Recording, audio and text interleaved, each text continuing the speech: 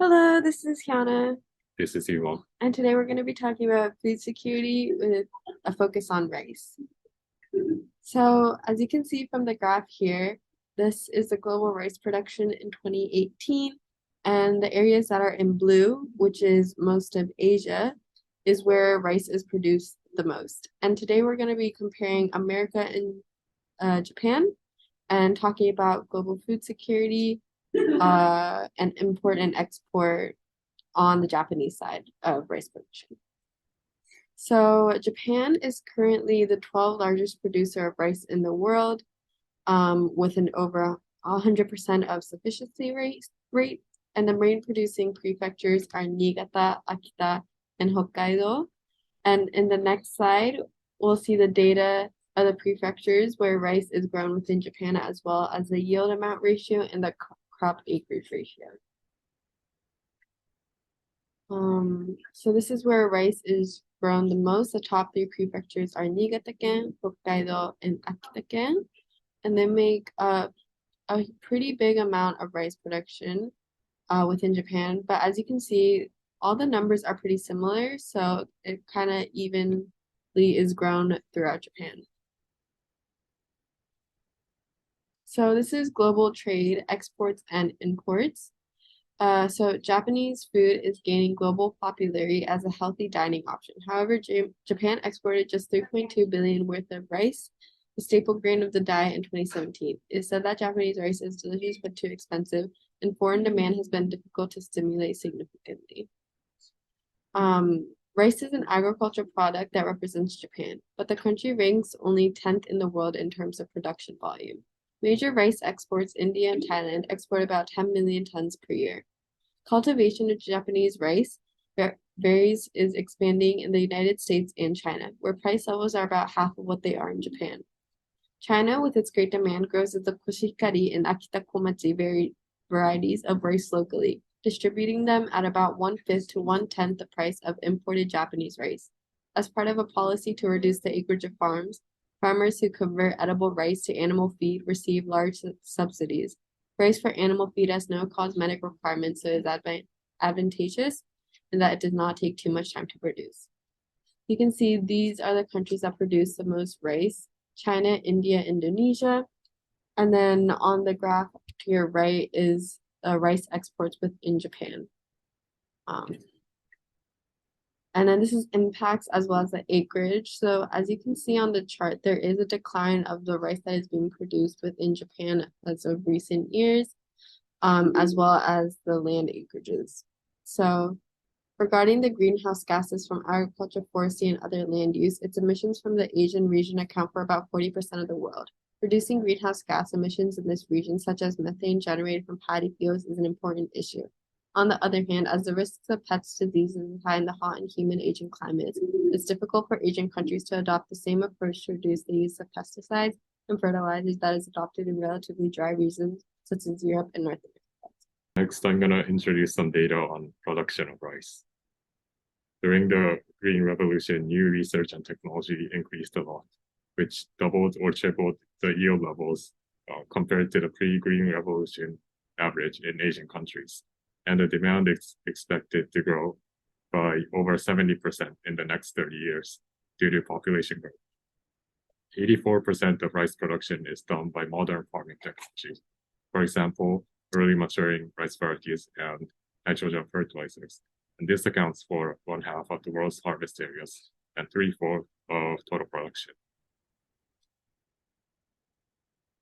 Next, I'm going to describe the supply chain of rice. And the first step is milling the paddy rice. And in small and medium-sized farms, it is mostly done by the farmers near their farms. And in larger farms, the industry is more consolidated. The next step is supplying the rice. So the mills have to clean and polish the rice and then supply them to traders and retailers. And finally, it goes to retailing, where the traders and retailers supply the rice to the markets. Next, I'll talk about the future of rice production in Japan. It is expected that if climate change continues at the current rate, in the 2040s, the harvest of koshikari are expected to yield about twice the ratio of poor quality grades. And this is not only in Japan, but it is a global trend. So this will bring a drop in prices and lead to losses in the industry. So many farms in Japan are developing new strains which can resist higher temperatures. So next I'll talk about the future rice production in the world. The reality is that demand is growing due to population growth, but the supply is vulnerable to climate change and is decreasing. So these will have impacts on farmers and consumers. For farmers, producing less means their income will be more unstable.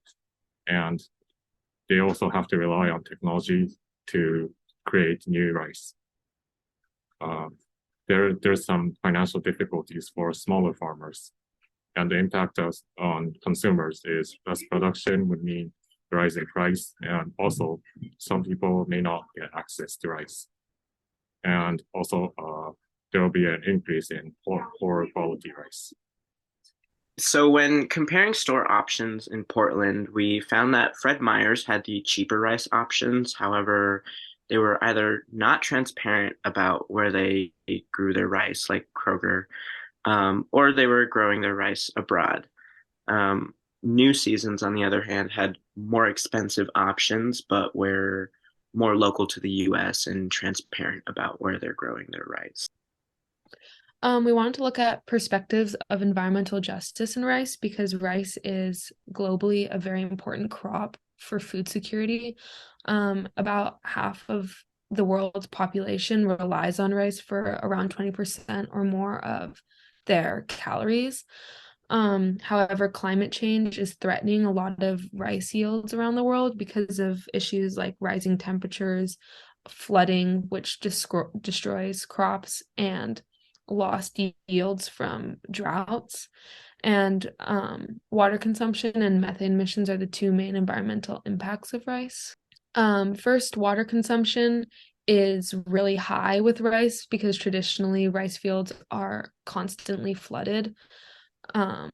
However, droughts have been threatening these practices. So there's a couple solutions that have been used, which are shaping fields to manage the floods of the fields more efficiently, and then using reservoirs or tailwater recovery, as well as SRI or off and on flooding, which we're going to talk more about later. And then with methane emissions, these flooded conditions create microbes that produce methane, which pollutes the air. And tilling land also ends up releasing methane that's been trapped in the soil. So some solutions to this have been reducing the amount of times flooded and also SRI. Okay, and looking at some social change in rice, a few of the solutions that people have been trying to come up with, Ingo Potrekis and Peter Beyer developed a genetically modified variety of rice called golden rice. It contains beta carotene, which converts to vitamin A and gives it that kind of golden yellow color. It was created to combat vitamin A deficiency, which causes about 1 million deaths annually and 500 cases of blindness, which is most commonly seen in areas that do consume a lot of rice for their calories, like Bangladesh, China, India, and elsewhere in Asia. So what ended up happening was that golden rice was never made available to the public for longer than a short period of time because there was a lot of political and moral backlash against GMOs. There were government restrictions on consumption from all these different governments that wanted to or didn't want to include golden rice in their country. And there wasn't enough testing on the impacts of golden rice environmentally and for physical health. And then there was some social impacts of this as well. Many cultures that eat rice prefer to eat white rice, even if it technically contains less nutrients. The creators and distributors of golden rice didn't really take this into account, which kind of led to a lot of social implications for those who did consume golden rice. There was a lot of judgment for consuming it because it kind of acted as a way to expose someone as poor, and became a social stigma as they were buying rice that had nutrients because they couldn't afford to get their nutrients elsewhere. There's also something called the International Rice Gene Bank, which is the world's largest collection of rice, which contains over 132,000 varieties. It's located in Laguna de Bay in the Philippines. And this was created to protect the biodiversity of rice and to store genetic material that could be used in breeding for future generations of rice and varieties through transgenics. Researchers have been working on many different types of varieties, like climate resilient rice for areas that might be facing further climate change consequences, scuba rice, which is able to withstand intense periods of time underwater from flooding, and also salt tolerant rice for those areas that have more salt ridden soil and problems of that nature. So, systems of rice intensification, or SRI, is a method of growing rice adopted by small rice farmers. The purpose of SRI is to focus on sustainable rice farming practices like conserving water, building soil fertility, and higher yields with less dense planting. This SRI method is a better potential alternative for other brands to begin incorporating. And an example of a brand incorporating this method is the Lotus Food Rice from New Seasons. Okay, and here are some of our references. Thank you guys for watching.